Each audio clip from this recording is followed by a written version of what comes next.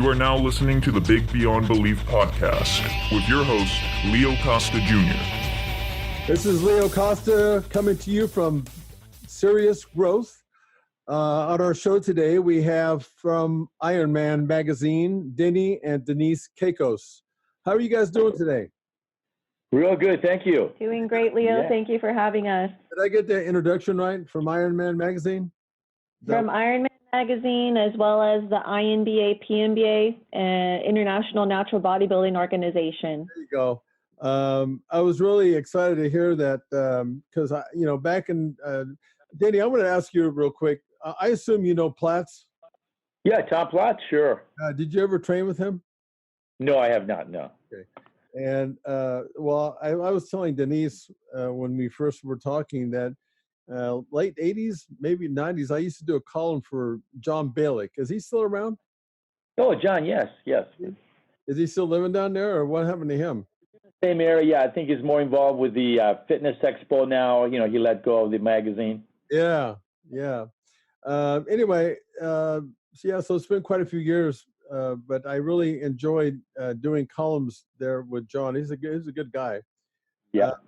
So let me ask you, Denise, are you a competitor now, or were you a competitor? So I just did my first bikini competition with the INBA in March. Okay. So I finally gained the courage and discipline to train, work out, and step up on stage for the very first time. So it was an amazing experience, but I've been involved in natural bodybuilding for, I would say, the past 20 years of my life, working alongside with my parents, building the INBA, PNBA into a successful, largest natural bodybuilding organization in the world. So that's cool. So what made you decide to compete all of a sudden after 20 years? You know what? I thought to myself, it's now or never. And I figured I had the time and my mind was in the right place, because I believe that everything involves the mindset. And once you can give that time and discipline and focus, then, you can achieve anything. So I was just ready to take on that challenge and personally challenge myself. Having just turned 30 years old, I figure, you know what, this would be a great thing to start doing and to be involved in, and to also earn a little bit more credibility within the organization as well, and with the INBA Global family members that we have. So, yeah. How about you, Denny? Have you been a competitor, or are you still doing anything? Well, I've always trained all my life, and I'm still trained 3 or 4 times a week. I have a great partner with me, who comes and works out with. Yeah. But no, I never competed. I wanted to compete, but at the time it was a lot of steroids and stuff, and I also had a lot of injuries from playing football and other sports that I really, I couldn't do a lot of things that I needed to do to get to that, position. But yeah. I've always trained. Yeah. It takes me back to when I first decided to do a competition. I tell you what, when you go through something like that, Denise, it's a whole different ball game. It gives you a different perspective. And 100% it does. Yeah, it really does. And I remember going through that that a lot of times it's kind of with anything. A lot of times it's just the unknown is scary. You don't know exactly this first time out, how you're going to be. I remember I was so pissed off at myself when I was dieting that I was married at the time when I decided to do this at the age of 27. And I didn't know how all this is going to affect me. I was mad, especially towards the end, doing all this dieting and stuff. This was my first time ever. I mean, I was an athlete, played football. We never had to go to that extreme. But I have to tell you, once you go through that process, that was the bug that really bit me. It changed my whole career after I competed in the first show. It changed at that point, I was working on a family dairy. And after I did that, my whole life it turned around. I was an athlete and, it didn't work out for me. So this kind of replaced that. And it put me on my path that I'm on now, which is my livelihood, so it's pretty amazing when you go through for the first time. Are you planning on doing it again, Denise? Yes, I am. So it's funny that you mentioned that it just kind of changes your whole life, because I thought, I'm just going to do this once and, experience it, and then I'll be done with it. But, once I stepped up on that stage and I accomplished, getting up on stage and placing, I was like, you know what, I want to do this again, and I want to bring an even better package. And there's just something to say, for when you're competing against yourself pretty much mentally and doing it naturally, that is just so empowering.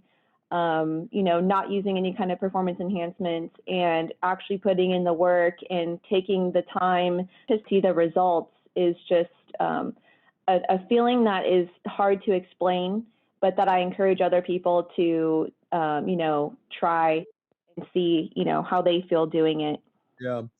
Over the years, I've worked with a lot of people, and again, once you have gone through that, so many people, they've come to me before and they say, "Well, I want to compete," but so many people actually like the idea of it more than having to go through that process, because there's a lot of sacrifice that you have to have and make, and not only you are the one that pays for your sacrifice, but the people around you sometimes too, but I wouldn't trade it,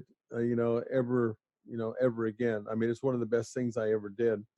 Um, so, when I first came out in the industry, one of the things that I wrote these training courses, and the first one that we wrote was Bulgarian Burst, but all of our training courses was, you're talking about competing naturally.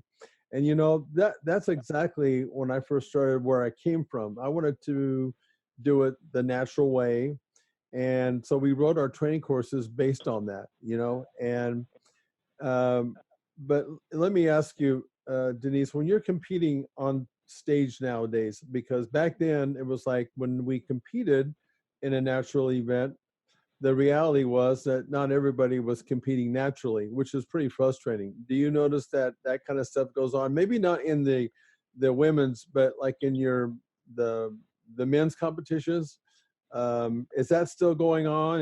And if so, how are you overcoming that now that you have your organization? What are you guys doing to change that around to make that a more of a fair event? Yeah, so I would say over the years, there has not been a concern of whether, personally I was competing with somebody that was using a performance enhancement or, having been involved in the business, I haven't seen that as much as it used to be. We've been established for 31 years, and we've been using WADA, the World Anti-Doping Agency, who tests the Olympic athletes.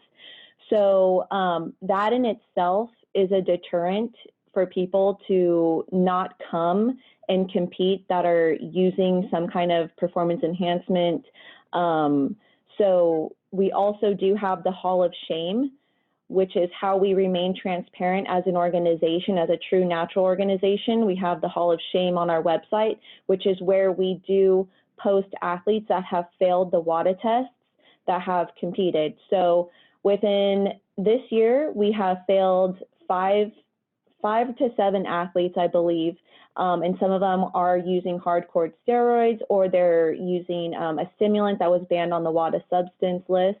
So luckily, over the years, people know that our reputation for the INBA, PNBA is that we have the highest testing standards. So it's not something that I worry about personally, or that I worry about for the athletes competing in the organization, that there's somebody using. Usually, most of the time, when somebody is using, they will be caught. And like I said, we remain transparent, and we post that on our Hall of Shame on our website. I think that's really cool, because I think to begin with, you're making a statement and saying, look, this is what we believe in, and you better believe it to the point that you'll be on a wall of shame if, that does happen. Do with the organization that you're working with, do they test like throughout the year, or is it a one-time test? How does that work out? So we do in and out of competition testing. So whether they're in competition, competing, or if they're out of competition, we'll test them. We have the right to do that. They sign a waiver. Then we also test target testing as well as random drug testing. Oh yeah, now that's the way to do it, because that was the thing. Because I know, like in the cycling world, one of the things that those athletes had to do was year-round testing, and it sounds like that's kind of what you're doing. I think that's really important because back when I was doing this thing, it was just like if you knew how the steroid actually, how long it took to get out of your system, you could beat the test a lot of times, and that's what made it really frustrating. To go out and do these events. But the way you're doing it definitely sets a precedent, and I'm really glad to see that. Do you get much pushback from actually? I mean, when you say that you post that, are you posting the athlete's name, their first and last name? We actually have them sign a waiver before they even compete, and then also when we're taking their sample, we inform them of our policy for the second time, and so they consent to us posting their name, their picture, and what they were found banned on, the substances that were banned. So we've had to go to court a couple of times. However, when we go, we end up winning every case because we follow the chain of custody, we do our due diligence, and they are forewarned before they compete and step up on that stage. Something, I commend you. I mean, if you're going to sign that, you're definitely taking your own. You get what you get what you get when you sign stuff like that. And so I'm glad that you guys are doing that. I think it's really something that's necessary. I listen. In my career, I got to a point where I'm just being upfront.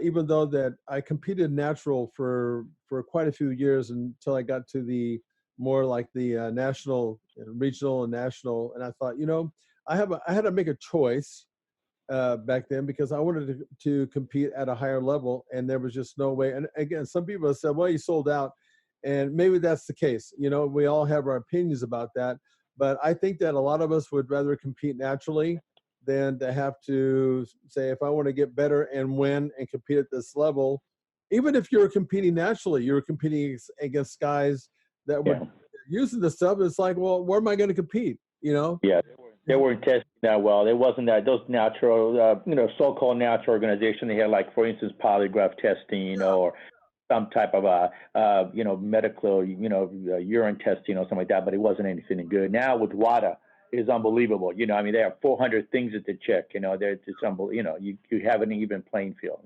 Yeah. Well, that's good. I think it's pretty cool. Yeah, I would say that it's been an uphill battle with, trying to become more popular within the industry of bodybuilding, with enforcing the testing standards that we enforce. But we're all about integrity and standing for something that matters, that's true, and what we believe in. So that's why the past 31 years, we've continued to persevere, and we are the largest natural organization in the world with 60 countries affiliated with us. We test with the highest standards, which is WADA, and fortunately enough, we've been given the opportunity to purchase Iron Man magazine and spread the word of natural bodybuilding and the natural athlete. So we're fortunate to have had the opportunity. I believe that, as long as you work hard and you stay focused and dedicated, then, your time will come and things will pay off. It's been a while. But also, too, what's really cool is the fact that Generation Iron has contacted the INBA, PNBA, and is going to be doing the 4th Generation Iron on natural bodybuilding and our natural athletes. So sounds like you're getting some traction. It is. It's, finally coming to fruition. And it's just, if you stay true to yourself and what you believe in, it ends up paying off in the long run. It does.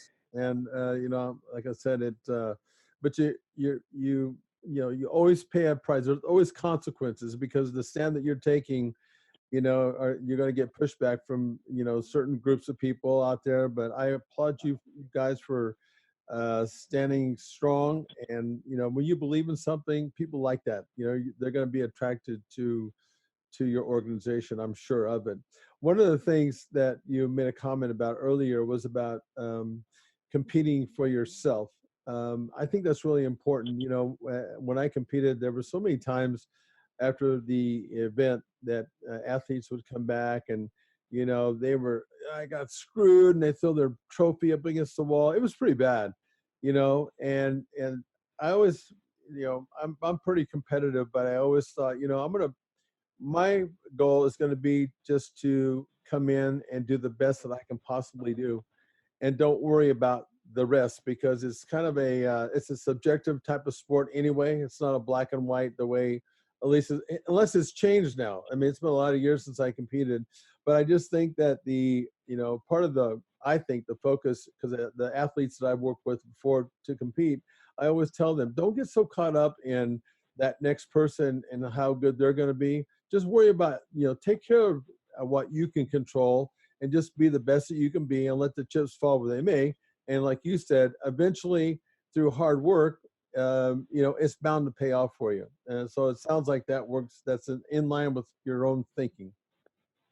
You know, Leo, the sport has changed. You know, when I was promoting with the NPC, and that you'll see that reaction of people throwing trophies. And in fact, I was very disappointed. My brother almost got in a fight with that, because just the attitude of people. But once we started natural, honestly, you find a different type of an athlete. An athlete's very camaraderie, trying to help each other, more fun. It's a different thing. And everybody tells me that, honestly, when they come to our shows, they say, you know, this is a different feeling we have, experience than we had before. So, you know, drug-free sports is a little different, I think, and it's so great about it. You know, I've traveled, maybe, you know, more than 60 countries. I've traveled many millions of miles, I might say, to you, and spoke to many to get the 60 countries together. So it's a great feeling when we have all of us united now and trying to do the right thing. So, but we still have problems, you know, with sponsors and stuff. They still, you know, they want to sponsor the freaks and stuff. So it is great when we get some people that really understand where the sport should be and what the sport it is, you know. Yeah, well, even I've noticed, like, even I'm still a member at Gold's Gym, and I go back there, once every 6 weeks or so. I just noticed like what you're saying, Denny, the environment's much different now. You know, whereas not only the intensity, I mean, the whole thing has changed inside. It's kind of weird, to be honest with you, compared to the way we used to train in there. That in itself is much different. But you're right about that. You know, it's like before, people were more open about sharing what they have learned and then passing that forward. But now it's like they don't want to do that anymore. It's like more isolated, and it's not the environment has changed. So I'm glad to hear that, you know, what's going on with you. You know, I guess things are bound to circle back and come back again, maybe a little bit the way they were before, when it was better, I guess. I don't know. But one of the things that when I got and met Tom Platts was right around the time, I assume that you guys remember the WBF? Yes. Yes. Okay. Well, Mauro Di Pasquale and Platts, they were a part of that deal. You probably remember that. And Yeah. you know, this is exactly what they were trying to do back then, was to clean the sport up. And it was a great concept, you know. And of course the thing, it didn't last, you know, because like you said, Denny, I think there's a certain group of people that want to come see a freak show. Yeah. And then what they ended up doing, which was unfair to Morrow, was they said, well, you know, he had the high fat diet and the keto diet. It was actually a high fat diet, which I wrote a book with Morrow called the Anabolic Diet, and I know how well that diet worked because I used it in the days I was competing as a natural athlete. And the reason why that didn't work out for that group of people back then, it wasn't it was the athletes that didn't follow through. They just could not, you know, they were so used to being induced that they just could not follow that program all the way through. So I don't think that ever really, you know, you guys sound like you've dug in long enough that you're following through where people are starting to see the benefit, you know, and they didn't do that back then. Yeah, it's like I always say, it's about cigarette smoking. You know, in 50s, everybody smoked. 60s, they're starting to be aware of it. Now you can't even smoke anywhere. Nobody like you to be next to somebody smoking. Same thing with steroids, to the point now that people are getting tired of seeing this, unhealthy bodies, these freaks. They want something that people want to have a nice diet, nice way of training. Even the body style has changed. It's not as much bodybuilding, more of a physique, more of abs, more, so Yeah. things change. People seeing that health is the most important thing. And people want to live longer. They want to do this for, their health, life, and longevity. And they can see that, these performance enhancements are not assisting with the life and longevity of themselves. So I always thought it was kind of interesting that, here you look at some guys, and I was one of those guys. Listen, I'm a hypocrite, in some ways, but, it's supposed to be a healthy sport. You look like you're healthy up there to some degree. I mean, the freakishness has changed all that, but I mean, you're, really lean and you look healthy, and yet your inside of your body is just ripped to shreds, so it was kind of you're supposed to be healthy on the outside, but you're torn up on the inside. Didn't make any sense, really. Are there when you're fast forwarding to now, the athletes that are doing this naturally now, is there anybody in the industry, or maybe a part of what you guys are doing, that are out there educating people, on how to do stuff like this? Is there anybody, because education is key here? Well, it's the magazine that we have. That's why we got the magazine, to try and educate people. But I don't see anybody, just one person, and that's the deal. I mean, I would say a lot of our athletes are professionals within the medical field and or training and exercising. They're, nutritionists and personal trainers. So we do have a lot of the athletes that compete in the INBA, PNBA are professionals within a health and wellness field. And they still, work, they have families, they have hobbies, and they're still able to train and compete, competitively and as a professional athlete. So I think that's what's really neat to see with the athletes that we have in the INBA, PNBA global family is professionals that are still able to juggle life and work, and then also compete competitively as a natural athlete. Yeah. Are there anybody making a full-time living at this? Like with me, for example, I didn't get to the point where bodybuilding, competing in the shows actually made any kind of a living for me. And to be honest with you, most of the guys weren't making a living at it. I mean, maybe the top 2 or 3 guys, I don't know how it's changed now, but I made my living at it, actually selling training courses, and it wasn't through competition. It was through, like what you guys are doing, education, training courses, and that kind of thing. So are there people out there that are doing this like full time? And if so, how are they making their living? I would say there isn't anybody doing it like 100% full time and being self-sufficient and rich off of competing naturally. I would say that there are trainers and nutritionists that, train other people to compete, and then they also compete themselves. I would say that's probably the most popular way. They kind of have a little bit of different businesses, different side hustles. They also, not only do they train people, but they have like a prep company, and then they also can teach people how to pose. So, I mean, we've given a lot of people the opportunity to create their own business and prep people to compete. So we have a professional figure athlete. She's a strength and conditioning coach, personal trainer.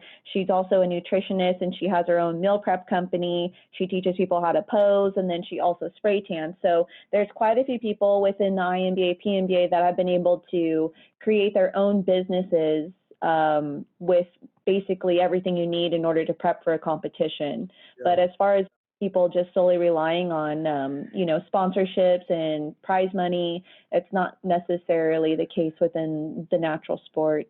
The Natural Olympia that we have, it's the pinnacle of natural sports, and we did it because we wanted like an Olympics for the natural athlete, which I started at in 1998. We have given out over $500,000 in cash. We given 5 cars, and now it's going to be 3 Harleys. So I try my best to give back to the athletes as much as we can, but we don't have the main sponsors yet to come aboard so we can give the money. And I always say this to any sponsor: you will write the check directly to the athletes. You don't give it to us. We don't want the money. It's not about that. It's about the athletes and the sport. So if a big company comes in and helps us out and supports the event, I want directly the company to give the money to the athletes for their winnings. Which is exactly what, Leo, you're doing. Is you're going to be sponsoring the professional bodybuilding category for the Natural Olympia. So that prize money is going to go straight to first place, second place, and third place. So yeah, looking forward to that. I've been out of the industry now for about, not totally out of it, but back when we were in it pretty good, we were in all the magazines, and then I got out of it for a while, and I'm really excited. When I heard that Ironman was doing this naturally, I was very excited about making this phone call to see what that was all about. As far as how many of these shows are you guys putting on throughout the year? Is it 4? No, we do actually about 50 shows in the United States, 125 worldwide. We do 50 here in the United States. The major shows is about 11 shows are really pro-am shows. Usually we have Chicago, New York, LA.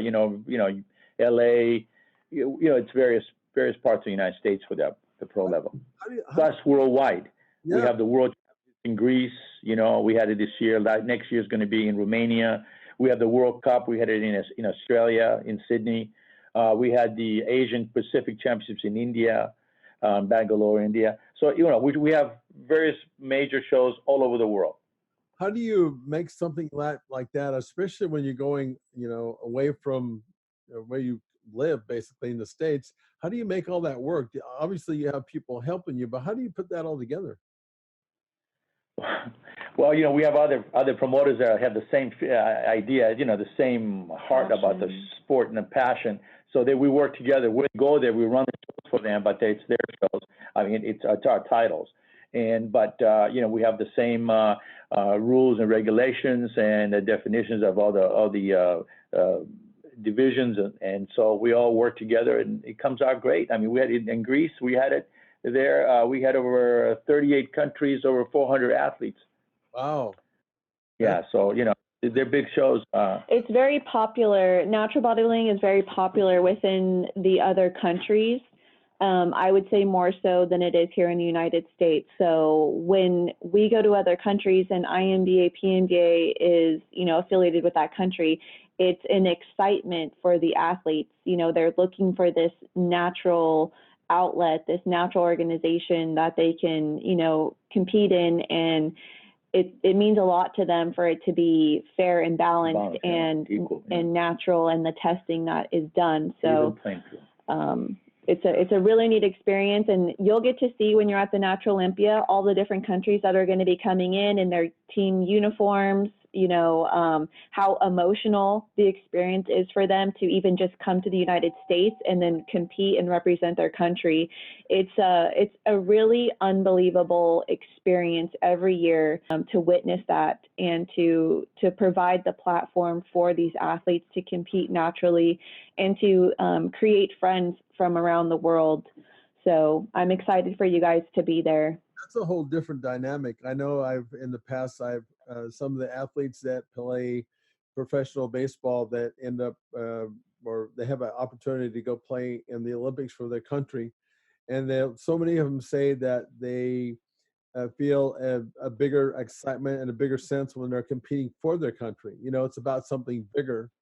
And I can tell now I'm starting to understand what you're meaning about, when you're bringing a country in, they're bringing a team in. Not only are they doing it for themselves, but they're doing it for their country. That just has to automatically, that changes the dynamic. It takes it away from me to us, we. Yeah, because there isn't, anything else that offers that besides the actual Olympics. So and bodybuilding is not in the Olympics. So that's why we have created the pinnacle of natural sports, the Natural Olympia, and countries from all over the world come to compete, and we play their national anthem. They get to step up on the podiums for first, second, and third. They have their flag draped around them, and then we also give them either gold, silver, and bronze, and a wreath. So we try to make it very special, and I think that's 100% what sets the INBA PNB apart from any other organization, and especially these so-called natural organizations, is because we have a passion for this, we have a purpose for this, and we stand for something. And integrity, again, I have to go back to that. That's one of our biggest things, is integrity, and treating people like they're human beings. Everybody makes mistakes, and everybody gets peer pressured into wanting to take a performance enhancement and or wanting a quick result. That's fine, but then I think in the long run they end up figuring out that that wasn't the best choice for them. But we provide the platform, which is natural, testing to a standard, the highest standard, and creating a place for everybody.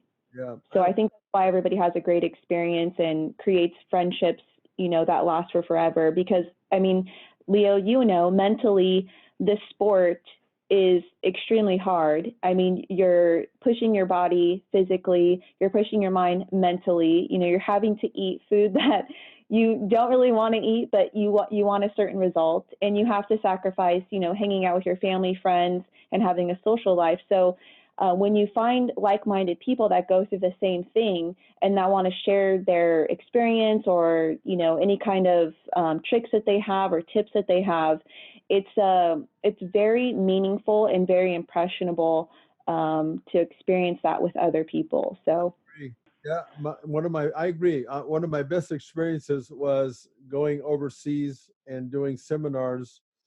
I was lucky because I hooked up with Tom. He was one of the best at doing seminars. The guy was amazing.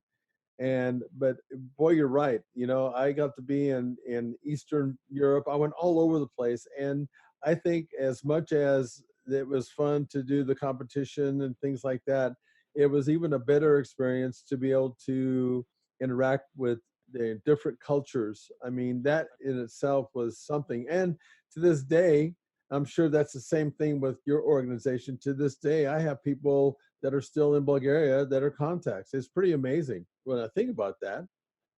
Yeah, that's it's crazy.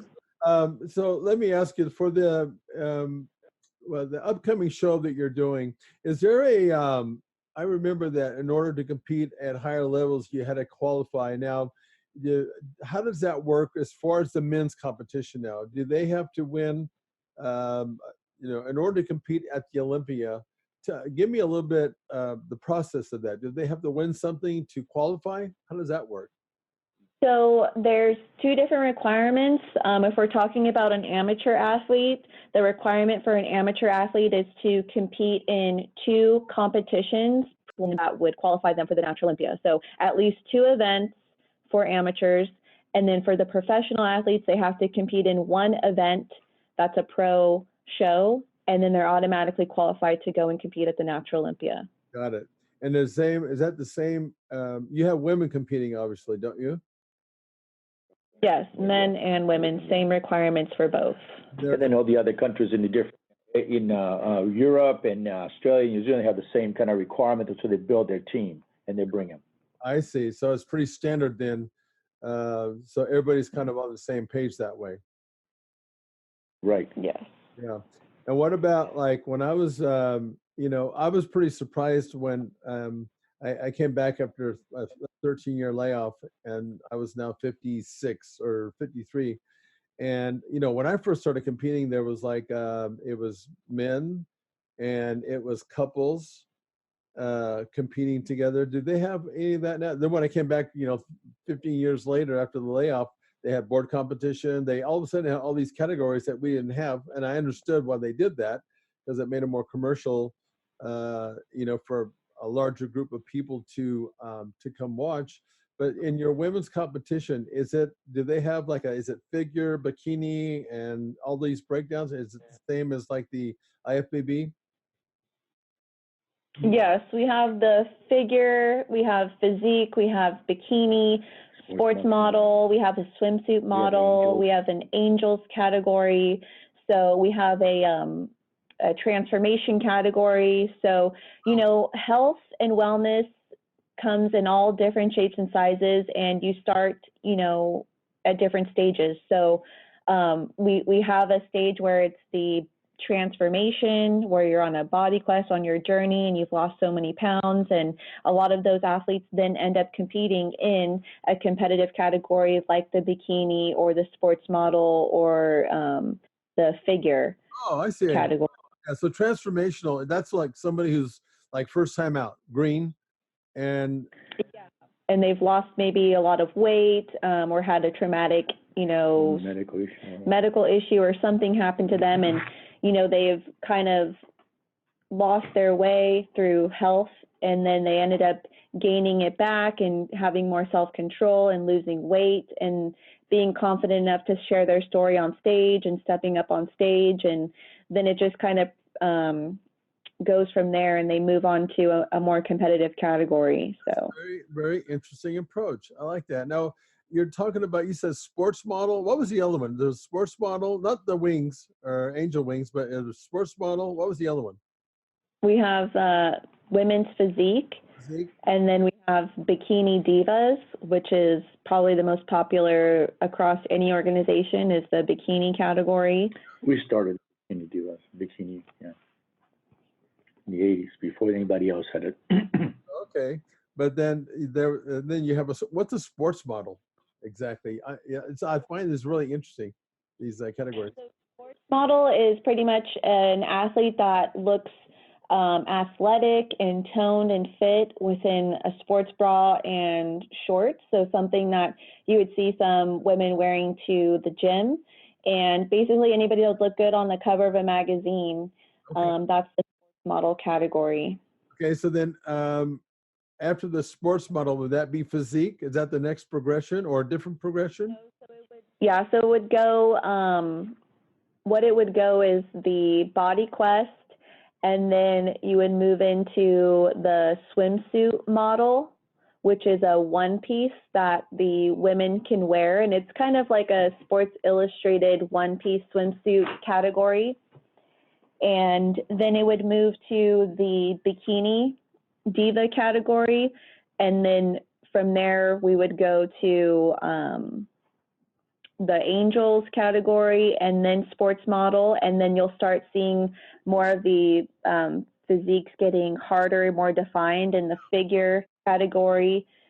And then it would go physique for women, and then the bodybuilding for women. Gotcha. You know, one of the big dilemmas back in the day was, you know, trying to, you know, really have a clear cut category for these women, because like when Rachel McClish started, you know, and then all of a sudden they became more muscular. It was almost like they didn't know where they were at. I remember being at the Arnold Classic, and it was like people were actually unhappy about all that. And I remember Arnold saying, "Well, they'll figure it out. The judges will figure it out," because they didn't have a clear cut as to what category that a woman should be in, you know.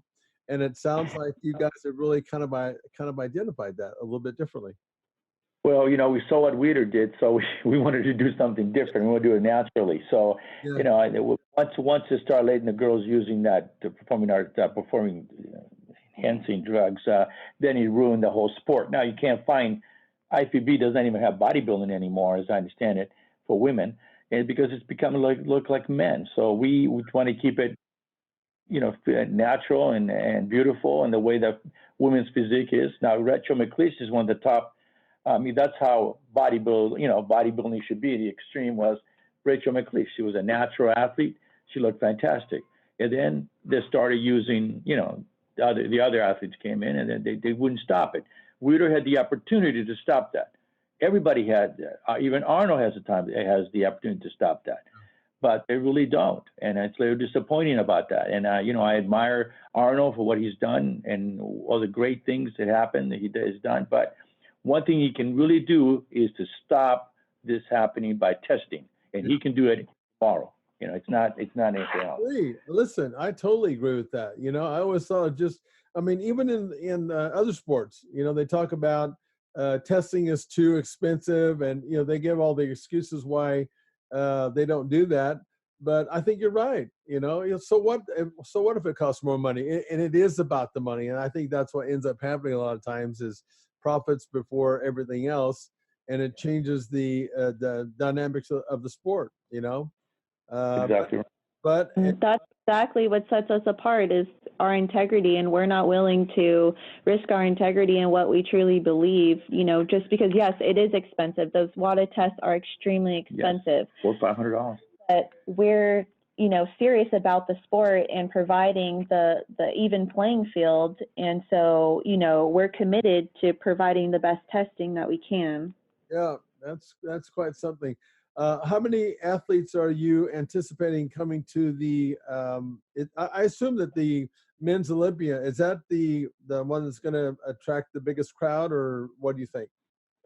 Yeah, it will be. It's the Natural Olympia, and it's going to be probably between. I will say depends on the year. Sometimes 400, sometimes 500.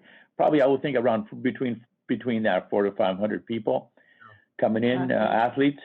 So it should be a good show. Yeah, and how many times have you put the Olympia on? It's the 22nd years.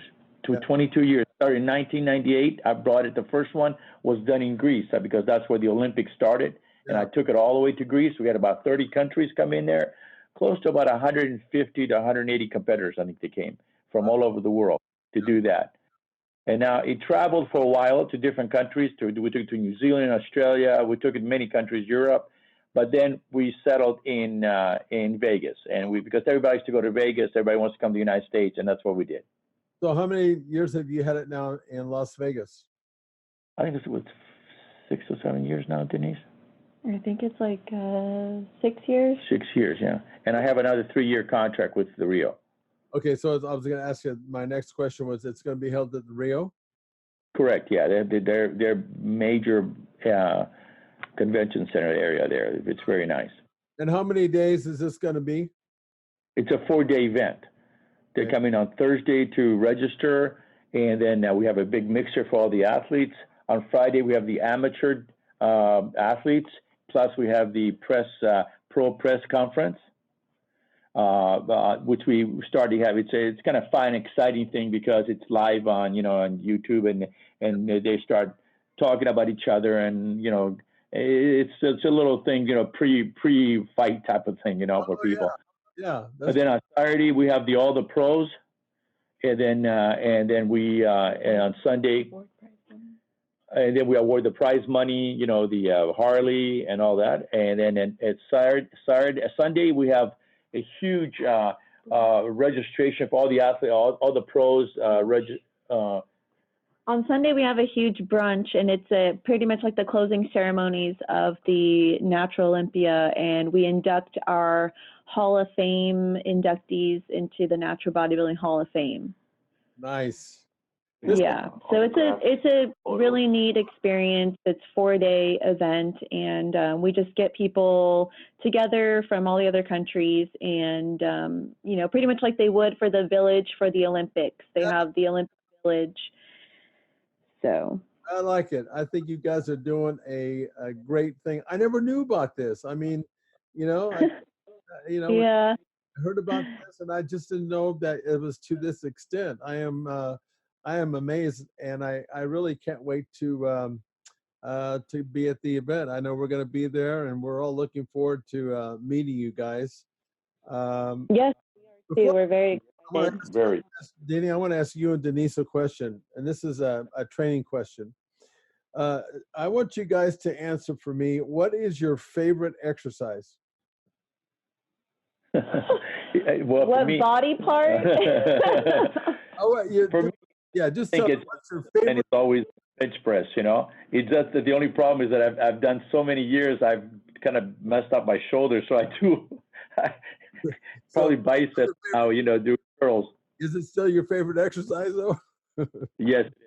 Okay. I think it's How about you, Denise? What's your favorite exercise?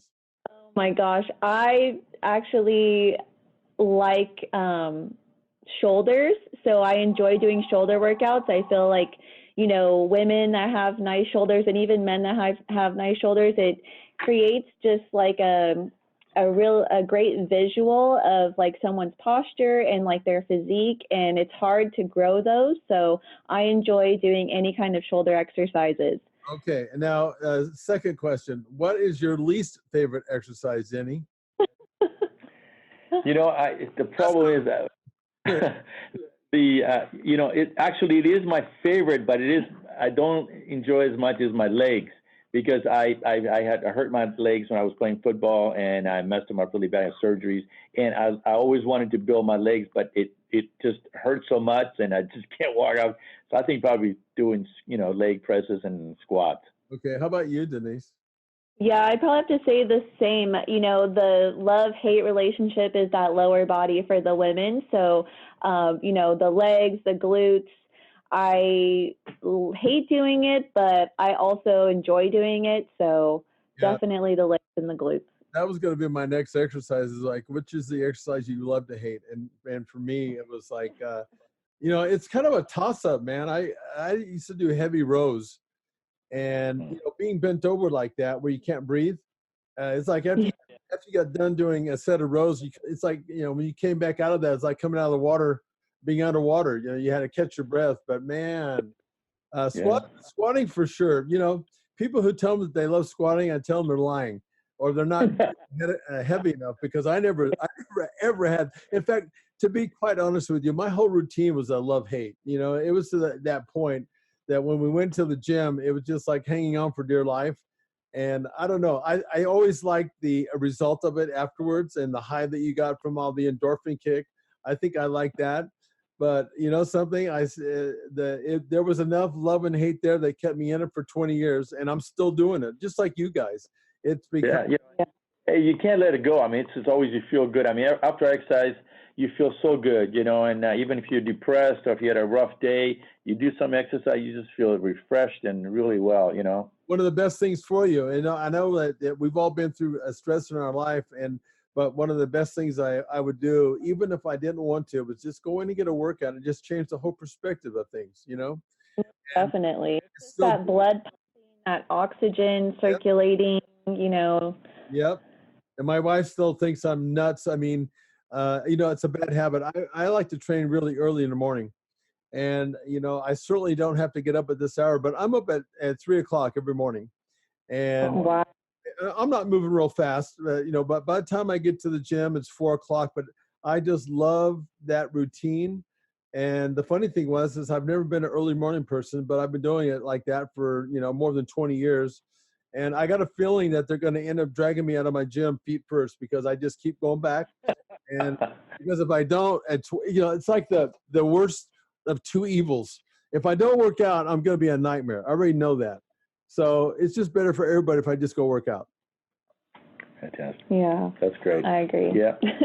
Hey, listen, guys, I really do appreciate you guys coming on. And I'm really happy that we did this interview, because I know a hell of a lot more about what you guys are doing. And again, I applaud you for taking this stand. I think it's something that's really needed. And I can't wait to see you guys in Vegas. Yep, we're looking forward to it. Thank you so much Thank you for your support. Today, your support, and then. Yeah, I can't wait. I hope it all turns out really well for you this year. Thank you so much. Thank you. We'll see you soon. Very good. All right, bye-bye.